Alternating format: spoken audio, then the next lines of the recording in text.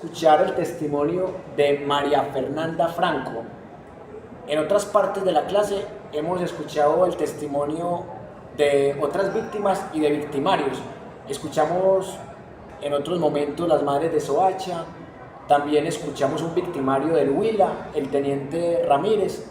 Ahora quiero que escuchemos una víctima del Catatumbo, porque el tema de los falsos positivos, mal llamados así porque son ejecuciones extrajudiciales a civiles o delitos de lesa humanidad en el gobierno de Uribe, quiero que escuchemos a esta víctima del Catatumbo, porque cuando yo la escuché por primera vez casi me pongo a llorar, me dio un taco en la garganta, porque yo también perdí a mi padre en el conflicto armado colombiano, en la gobernación de Uribe precisamente. Mi padre también es un probable falso positivo, su cadáver nunca apareció, o sea que también sufrió el delito de desaparición forzada. Y esta víctima, ¿por qué me conmovió? Porque realmente se comportó como una víctima digna. Todas las víctimas son dignas, merecen respeto, pero hay algunas víctimas que son muy condescendientes con los victimarios. No, sí, yo te perdono, o mi Dios de mi religión te perdona. Yo pienso que eso no tiene perdón, como muy bien lo decía el victimario teniente Ramírez. Esto no tiene perdón.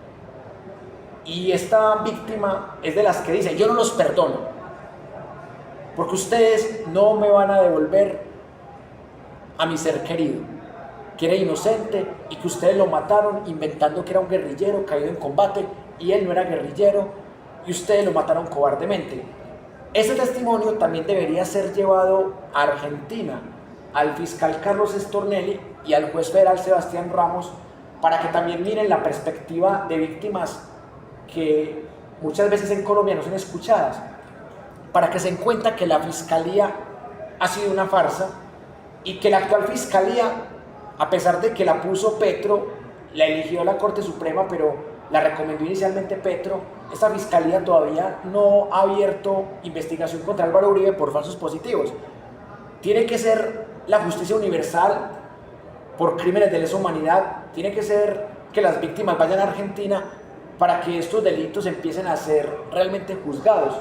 Entonces, este testimonio también yo me he comprometido a mandarlo a Argentina, a Carlos Stornelli y a Sebastián Ramos, para que también conozcan la perspectiva de las víctimas de estos crímenes atroces, llamados por la prensa eufemísticamente como falsos positivos, pero realmente fueron ejecuciones extrajudiciales a civiles, crímenes de lesa humanidad, crímenes de guerra, que deben ser condenados porque son varios delitos de lesa humanidad. Genocidio, que es un conjunto de homicidios a personas protegidas, desaparición forzada, en algunos casos tortura y secuestro. Así que les invito a que escuchen este testimonio, porque yo sé que en Argentina podría ser muy importante para que condenen a Álvaro Uribe Vélez a cadena perpetua por crímenes de lesa humanidad. Gracias. Escuchemos la víctima, ahora sí. Bueno, muy buenas tardes para todos, señores magistrados, muchísimas gracias por estar el día de hoy, y a la comunidad y a mis compañeros, muchas gracias. Bueno, señores magistrados, primero que todo yo quiero pedir que esos señores comparecientes aparezcan acá porque quiero ver su imagen, por favor. Por favor, prendan las cámaras los comparecientes y su representación. Reiniciamos la audiencia.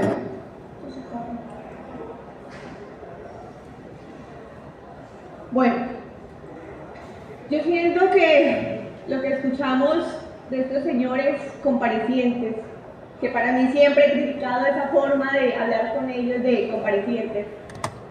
Es verdad, el lenguaje jurídico es demasiado eufemístico y por eso cualquier colombiano ve a estos militares como personas normales, porque son criminales de guerra, son criminales de lesa humanidad, son genocidas y les llaman comparecientes. Suena súper bonito y me parece muy bien que la víctima empiece tumbando ese eufemismo. Porque para mí, desde el que dio la orden hasta el que disparó, es un asesino. Para mí estos señores acá son asesinos.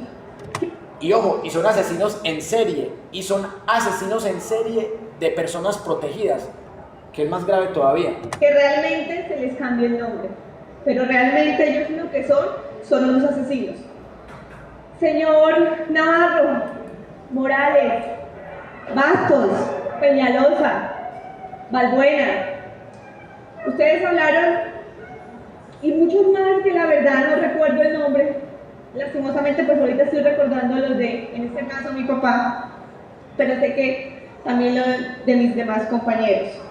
Es muy duro escuchar esa forma en la que ustedes planearon esos asesinatos contra nuestros familiares. En mi caso, yo soy aquella hija, aquella niña que decía usted, señor Balbuena, que lloraba. Hoy tengo 24 años y no se imagina el dolor que usted me hizo causar. No solamente mató a mi papá, mató mis sueños, porque no se imaginan por las cosas que he podido pasar. Y sé que como yo, hay muchísimos hijos más que les duele, y mucho. Y siento que no hay castigo que se les pueda. O sea, es que se les puede condenar a cadena perpetua, pero aún así los tipos van a morir de manera digna, así sea en una cárcel, o sea, digna en tanto que seguramente a uno les van a dar casa por cárcel, a otros les van a dar guarnición militar como a Narváez, el terrorista del DAS que dio la orden para acabar con Jaime Garzón y de torturar a Claudia Julieta Duque y a su hija psicológicamente, pero también tortura. Exactamente, o sea, por muy mal que les vaya a estos militares asesinos y a sus jefes, el ministro de Defensa y el presidente del momento, van a terminar hasta mejor que sus víctimas, así sean condenados. Rodolfo Hernández fue condenado y ni siquiera fue llevado a la cárcel por lo viejo que estaba y porque tenía una enfermedad terminal. O sea, Rodolfo Hernández, el que casi nos meten de presidente, esta misma gente, estos mismos victimarios casi nos meten a Rodolfo Hernández, terminó condenado pero no pagó un día de cárcel, que porque ya tenía una enfermedad terminal. Así mismo puede pasar con Uribe. Puede que en 10 años condenen a Uribe por esto y que ya Uribe tenga una enfermedad terminal y ni siquiera lo metan a la cárcel por estar viejo y enfermo. La historia se puede repetir en ese caso.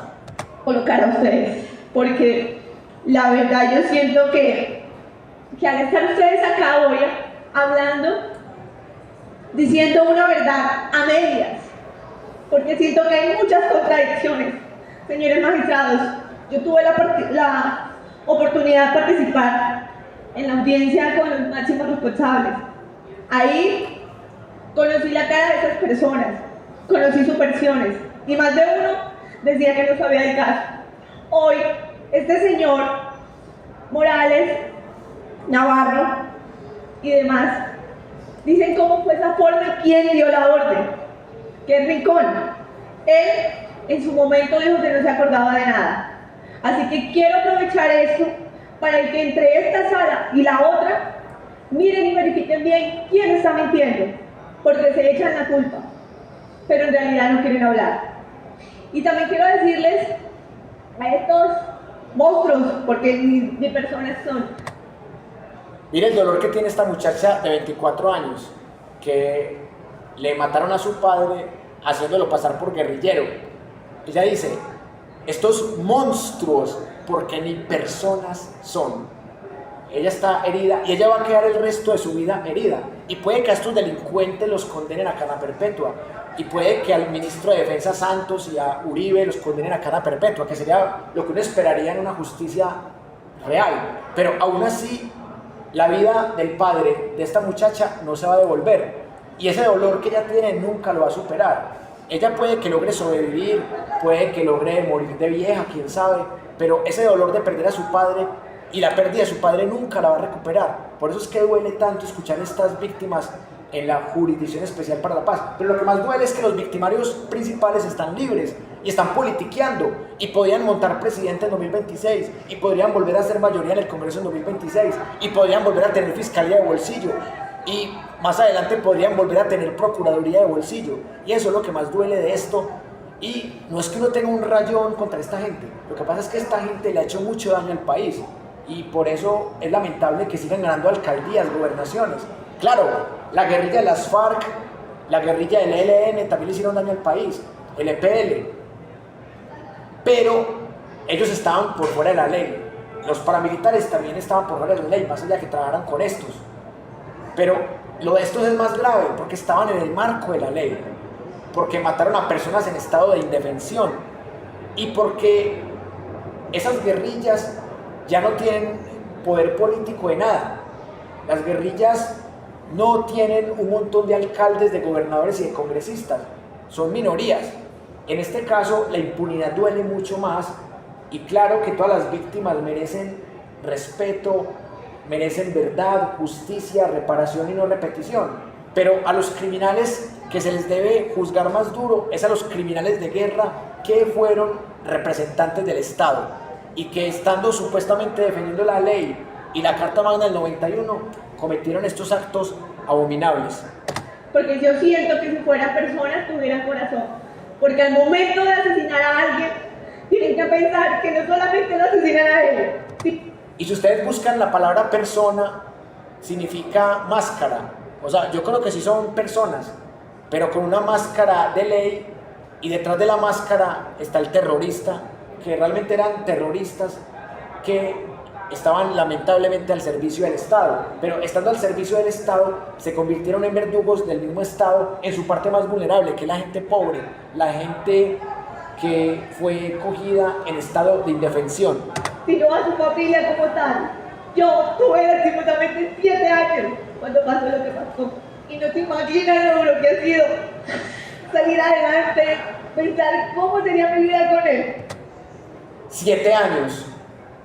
Imagínense lo traumático que a uno de 7 años le maten el papá y que luego uno se dé cuenta que se lo mataron porque a unos retrasados les dio por decir que era guerrillero y el padre de uno nada que ver con la guerrilla.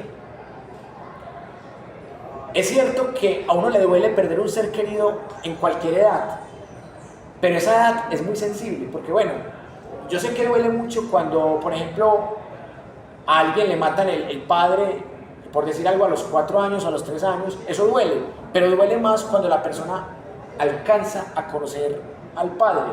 Lo digo por experiencia propia, porque yo perdí a mi padre a los 12 años y yo más o menos siento el dolor de ella. La diferencia es que el cuerpo del padre de ella se apareció y que ella sabe quiénes fueron los verdugos directos de su padre. Yo no lo sé, esa es la pequeña diferencia, pero el dolor es casi el mismo. Pero lastimosamente ellos se creyeron dioses y decidieron por la vida de ellos. Se creyeron dioses. Recuerden ustedes lo que decía ahorita el teniente Ramírez en esa otra audiencia de Neiva Huila, que el ego, y si se creían dioses, no solamente era un tema de ego, era un tema de megalomanía, porque una cosa es la egolatría y ya un nivel superior es la megalomanía. Egolatría es cuando yo me creo superior al otro por cualquier razón, pero megalomanía es cuando yo me creo Dios, o un Dios que puede quitarle la vida a otro y dispararle por la espalda a otro porque se me ocurrió que era guerrillero simplemente porque otro me dijo que tenía que dar resultados. Entonces eso yo lo llamaría megalomanía. Se creían dioses y por eso tuvieron la desfachatez de violar la ley de esta forma tan abominable. Que la verdad no me gusta la forma que digan perdón, porque ustedes no tienen perdón. Mire que tanto la víctima como el victimario que escuchamos en la otra parte de la clase coinciden en lo mismo, ustedes no tienen perdón. Mire que aquí el victimario sí se puso un poquito en el lugar de la víctima, estoy hablando del victimario Ramírez, el teniente huilense. Y aquí la víctima del Catatumbo dice, esto no tiene perdón, y es verdad, esto no tiene perdón, porque ella nunca va a recuperar a su padre y nunca va a poder superar del todo ese vacío que le dejó su progenitor por culpa de estos criminales de guerra. En mi caso, yo no los perdono, el que perdona es Dios. Solamente les deseo. Bueno, y si fuera atea, o sea que ni siquiera les daría esa forma de perdonar. Pero ella se nota que es creyente, a pesar de todo. Miren que ella sigue creyendo en un Dios, a pesar de todo lo que ha sufrido desde sus 7 años. Cosas increíbles que uno ve en la humanidad. Que donde quiera que estén, en esta vida hay una justicia divina. Y que tarde o temprano yo sé que van a pagar. ¿Sabes? Me dan hasta pesar con ellos. Bueno, y los que de pronto somos agnósticos o ateos, puede que no creemos en la justicia o no creamos en la justicia divina, pero sí creemos en la justicia de la vida, cometiéndole algo de karma. O sea, de pronto yo no creo tanto en que todo sea acción-reacción, Pero estas personas, ¿quién sabe cómo lo van a pagar? Si con cadena perpetua, con una enfermedad terminal, con un ser querido. ¿Quién sabe cómo lo van a pagar? Porque a veces la vida misma les cobra. Otras veces mueren tranquilos, ¿no? Mueren de 90 años impunes y de un infarto sin darse cuenta. O sea, que quién sabe cómo irán a morir estos victimarios, pero el hecho es que esto es irreparable. Pensar de sus hijos, de sus mamás, de pensar que tuvieron a un ser querido como estos señores que se creyeron dioses y dueños y señores de la vida, que acabaron con muchos sueños e ilusiones. También, señores magistrados, siento que estas personas están más que todo relacionadas con el tema de homicidios, pero en cuanto a temas de tortura, ellos dicen a veces que no, otros se contradicen, otros dicen que sí, entonces siento que ahí es muy importante mirar esa forma, si vale la pena o si hay algún castigo por la pena de tortura. Claro que lo hay. Recuerden ustedes que la tortura es también un delito de lesa humanidad. El homicidio en persona protegida o el genocidio es un crimen de lesa humanidad. La tortura es otro crimen de lesa humanidad. La desaparición forzada es otro crimen de lesa humanidad, que entre otras cosas también involucra otro crimen de lesa humanidad, que es un secuestro no extorsivo. Es un secuestro llamado rapto, que no es extorsivo, pero que es igual de pernicioso que el secuestro extorsivo. Aunque yo entiendo que al estar ellos a la JEP y al decir una verdad, que solamente le conviene a ellos, porque yo siento que hablan una verdad media, una verdad de que no le haga daño al otro y que no sea peor. Entonces, yo solamente les digo, ustedes no tienen nada que perder. Ya nosotros perdimos todo. Ustedes al hablar, solamente les exijo que si supuestamente están arrepentidos, hablen. Que no hablen a medias, porque sinceramente ya estamos mamados y cansados de escuchar cosas que les convienen a ellos. O sea, ellos piden perdón, pero no hablan bien. Así que les exijo que nos ayuden, al menos con nuestros procesos, porque no entiendo, porque siempre hay muchas trabas. Y como les digo, ellos no tienen nada que perder, porque ni cárcel van a pagar si dicen su supuesta verdad. Aquí está la pregunta del compañero, ni cárcel van a pagar. O sea, de cierta manera, el mismo Álvaro Uribe se ha quejado de la JEP. Cuando esto se creó en el proceso de paz entre Santos y las FARC, decía, pues que la JEP da impunidad a los terroristas. Y en este caso, hasta Uribe, que es el terrorista mayor, tiene razón. O sea, la JEP, de cierta manera, da impunidad también a los terroristas de la extrema derecha, como en su momento dio cierta impunidad a los terroristas de las FARC de extrema izquierda, de Timochenko. O sea que Uribe tanto criticó este tribunal porque supuestamente era solamente para guerrilleros, luego terminó siendo también paramilitares y para las AUC, los ex paramilitares. Y si ellos dan verdad, justicia, reparación y no repetición, prácticamente ni siquiera la JEP los puede condenar. Solamente un tribunal internacional como el que está investigando a Uribe los podría condenar a cadena perpetua real. El problema de la JEP es que es muy útil para la justicia restaurativa y transicional para efectos de que las víctimas conozcan la verdad, justicia, reparación y que se intente una no repetición. Pero para efectos de impunidad, la JEP no logra solucionar el tema de la impunidad, porque siempre va a haber un grado de impunidad, sea un criminal de extrema izquierda, de extrema derecha o de extremo centro o de lo que sea. Entonces, solamente les exijo a esos señores magistrados que verifiquen bien esa información, que les exijan bien hablar y que si no se acuerdan que hagan memoria, porque es imposible olvidar cuando usted mata a alguien. Yo siento que no está matando a un animal, ni a un perro, ni a un gato, está matando a un ser humano. Bueno, por ejemplo, ese comentario podría ofender a las personas animalistas, porque ese comentario fue especista. Porque si usted mata a un ser humano por la espalda, diciendo que es guerrillero, y usted mata a un gato también por la espalda o lo mata de frente, usted también está cometiendo algo que es visto como malo.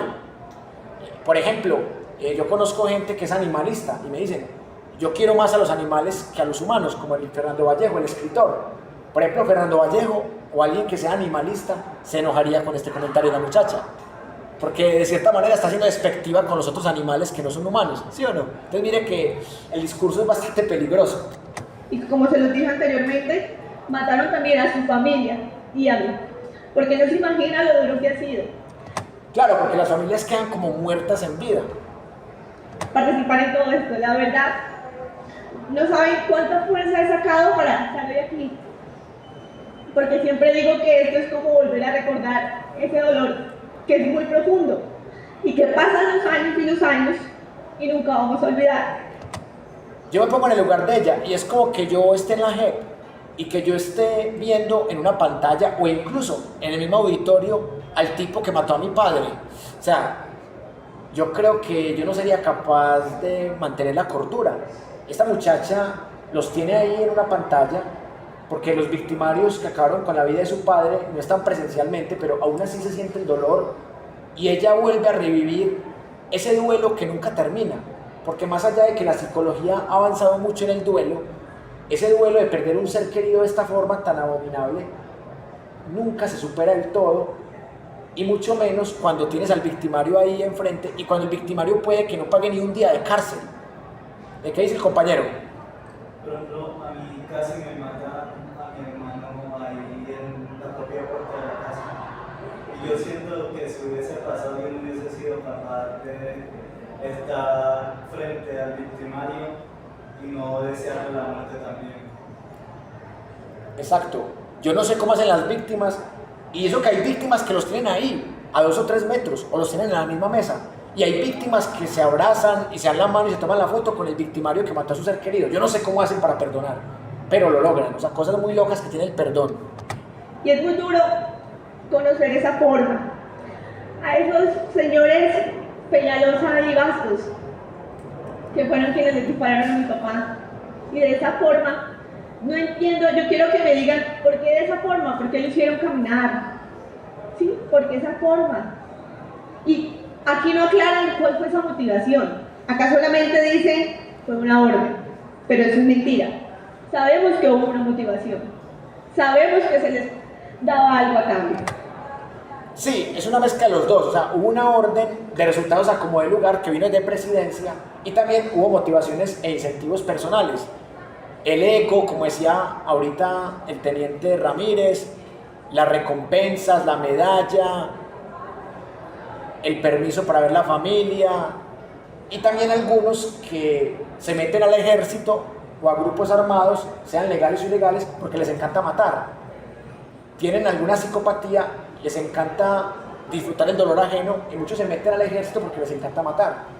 Y también en la guerrilla, en los paramilitares, en los narcos, en las bandas criminales, en todas las organizaciones armadas, hay gente que se mete porque le encanta matar y disfruta torturar y ver sufrir a los demás mientras mueren. Entonces es bueno que también lo hagan conocer, que no se queden callados, porque si se supone que están muy avergonzados de lo que hicieron, solamente les exijo que hablen con la verdad, porque la verdad tarde o temprano llega, y como se los digo, en esta vida hay una justicia divina, y solamente sé que Dios se va a encargar de que esas personas paguen por eso. Muchísimas gracias. Ahí tienen ustedes el testimonio de la víctima como forma de terminar esta clase. Yo tengo un par de conclusiones, que tanto víctima como victimario llegaron a la misma reflexión final, que esto no tiene perdón, y estoy totalmente de acuerdo, esto no tiene perdón, pero por lo menos que paguen desde el delincuente más peligroso y más grande de cuello blanco hasta el soldado raso que también tuvo participación en estos hechos abominables. Empezaron condenando soldados, después cabos, después sargentos, ya están a punto de condenar generales. Y va a llegar el momento en que tenga que condenar ministros de defensa y presidente de la época. Va a llegar el momento, y ojalá que no sea primero en Argentina que lo condenen. Sería una vergüenza internacional para Colombia que lo condenen primero en Argentina que acá. Cuando cometió los delitos fue acá. ¿Y por qué no juzgan en Argentina? Porque existen los tribunales universales que son encargados de investigar y de acusar cuando hay delitos de lesa humanidad, delitos que están estipulados en el Estatuto de Roma. Y la última conclusión que les quiero compartir: es importante escuchar todas las caras de la moneda, porque eso es pensamiento crítico.